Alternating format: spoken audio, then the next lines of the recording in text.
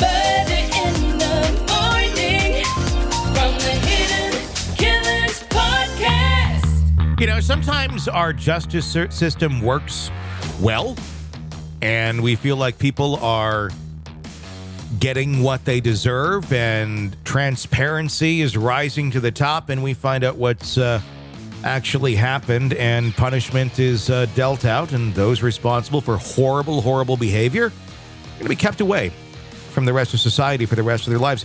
And then sometimes you have cases like this, where it's, abhorrent behavior, evil behavior. And somehow they end up free after 17 years of being in prison for the attempted murder of a 17-year-old high school student. And mind you, at the time, this was one of her teachers. Left her for dead. This is a chilling story. Samson Shelton, former teacher and professional wrestler, quote unquote. I don't know. That's like, he was in like the guys who like to go and wrestle at fucking gymnasiums and, you know, pretend there's something special. Admitted to attempting to murder 17-year-old Ashley Reeves in 2006. He's been released on parole after serving 17 years of his 20-year sentence. The Illinois Department of Corrections confirmed his release on Monday, April 22nd, making an end to the case that captured national attention and was later depicted in a Lifetime movie. I think if you have like a Lifetime movie made about your crime, you should just be like expelled from the planet. Yeah, well, you shouldn't be getting out of jail because they only pick the most horrific ones to do those on, don't they? Yes. And if you go and watch his interrogation video, it will make you even more sick, because this is someone who does not have a conscience or empathy at all. And he was around children. We'll talk more about that in a moment. In 2006, Shelton, then a 26-year-old driver's education teacher, and known as wrestling circles as, quote, the teacher. Should we? I feel like we need a little bit more. It's the teacher. You know, like, okay, you sad son of a bitch. Became infamously linked to the brutal attack on Reeves, who had once been a student in the middle school where he taught.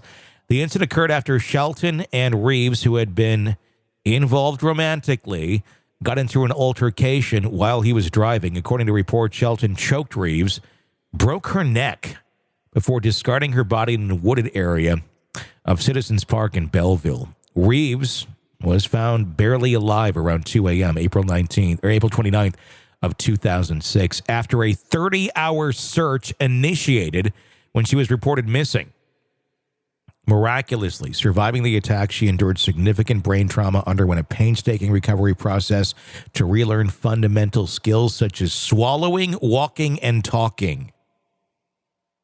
Holy crap. And if you watch the interrogation, he denies it. Then finally, they break him down with some really kind of bullshit stuff where it's like, oh, this broke you down? Like, what would your grandma say? Because they were talking about like how much his grandma was an influence on his life. And she's dead now. But like you can do what grandma wanted now. Grandma would want you to tell the truth.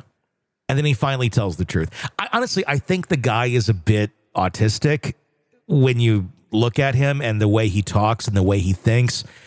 There's something clearly fucking wrong with him, which I think precludes him having any sort of empathy for anyone other than himself, because he goes in to say, okay, yeah, I did it. Here's what I did. Hey, can I get my my contact solution so I can get my contacts out when I go to prison or jail? And that's this guy. And can I get a private toilet because I have a condition where I can't pee in front of others? He literally jumps from saying I murdered her, I'll take you to the body, and then can I get contact solution and can I get a private toilet?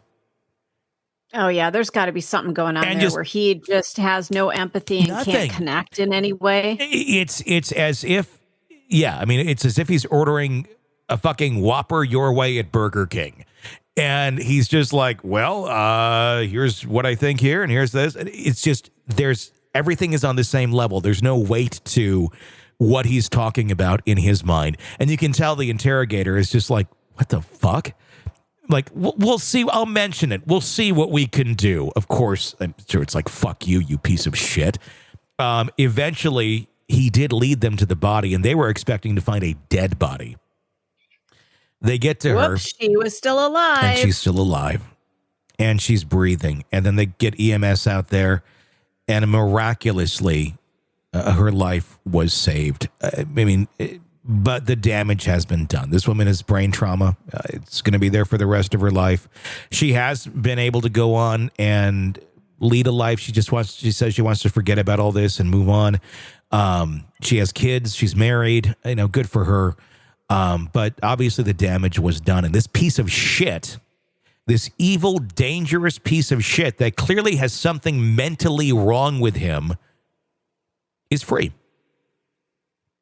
I'm not understanding that. There's no rehabilitation here. Threat to society. He is a threat to society. He's going to do it again. He's going to kill and ruin someone else's life, and it's going to be back, well, maybe we should have done something. Guaranteed. During his incarceration, Shelton was housed at the Illinois River Correctional Center beginning in June of 2007. His early release on parole, scheduled to last until April 2027, was reignited discussions about justice and rehabilitation. And this is the bullshit that you hear. It's like, well, hopefully he's been rehabilitated. There's no rehabilitation that goes on in the fucking corrections institutions. There's not. Yeah. That's the opposite of what happens. We tend to make more criminals more criminal after the fact of that. The case garnered extensive media coverage due to the shocking nature of the crime and Shelton's dual life as an educator and a wrestler. His confession and subsequent discovery of Reeves alive were pivotal moments of the investigation, which revealed the extent of his betrayal. In a recent interview, Reeves, now in her 30s, shared her ongoing recovery journey and determination to move forward, saying, quote, "It's been a long and challenging road, but I'm focused on my future and continuing to heal." This was from KSDK TV. Yes, he's a risk. He's a huge fucking risk. And I was asked the other night, the reason I came across this story was Banfield's folks on News Nation called me and said, can we do this? Can you come on and talk about this? Sure. And we ended up they changed the stories because all the fucking Daybell shit was going on in Karen Reed. So we never went to air with it. We might go on sometime this week with it. I don't know. But I really had to think to myself, I'm like, okay, if I go on the air tonight live, I can't edit myself. And this is one of these cases where I just love to go on TV and say, so if there's any vigilantes out there, like, here he is. I just, I don't know. I mean, it's just shocking that someone like this is going to be free. And here's the deal. I don't think you can rehabilitate someone like this. He's evil.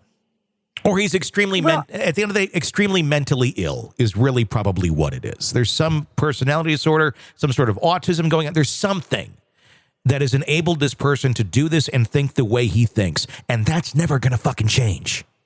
No. And that's the thing. That's, I've known a lot of autistic people on the spectrum, where empathy is just not something that they've got. Like I remember a program director I worked for. You never met him. I was crying at my desk. I just found out my sister-in-law was in stage 4 breast cancer. Yeah.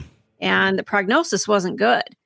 And he came over and said, "Hey, did you get your production done?" And I looked at him, I said, "I'm going through something right now." And he just stood there and stared at me. "Did you get it done?"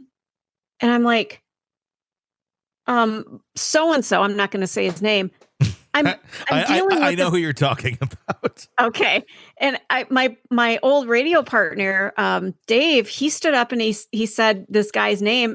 She just found out her sister-in-law has breast cancer and may die.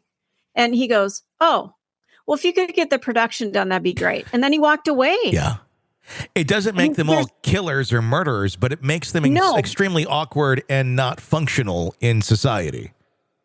And that's the thing. And I'm not saying they shouldn't be in society in any way, but their capacity is so limited. It just depends. When it comes to compassion and empathy. They just don't have it. And that's where it's a spectrum. Because there's some that there's no empathy. There's some where it's over empathy. And everything in between. So don't anyone interpret this as we're saying anyone autistic is a fucking murderer or horrible or can't live in society. It's a spectrum. And some are way the fuck over here. Some are way the fuck over there. Majority are somewhere in the middle. And it's just a matter of, okay, learning to function. This guy, watch the fucking interrogation video. If you want to see what I'm talking about, you'll know exactly what I'm saying. Because he's fucked in the head. There's something clearly wrong with him. And that'll answer your questions. He's dangerous. He may not intend to be dangerous, but he's dangerous because he's missing something. There's something that's not clicking there when it comes to, that's how he got into this situation. Had she died, he'd be away for the rest of his life, hopefully. But if they catch him. But she amazingly clung to life. And because she clung to life, then that allowed him to be free after 17 years. I don't see how that makes any sense. He intended to kill her. He thought she was dead. Had they waited 5 more hours, she probably would have been dead. So why does that then give him an out after 17 years? Because she was able to survive. It's the same thing either way. He did the same thing either way. He just lucked out that she lived. So anyway, this piece of shit is out there. His name is Samson Shelton. You want to Google him? Find out where the fuck he is? Maybe he should change his name. That might be a not bad idea to not be stalked or found. But yeah, someone who probably somebody doesn't... needs to keep an eye on this guy. Someone who probably does not deserve to be breathing the oxygen we all share. Want to listen ad-free? Want advanced access to all of our interviews before anyone else? Become a True Crime Today Premium Plus subscriber on Apple Podcasts. You get every episode commercial-free. So you can binge on true crime. Until you can binge no more. Search True Crime Today Premium Plus on Apple Podcasts now. Or go to our podcast page and sign up now. More of the Hidden Killers podcast next.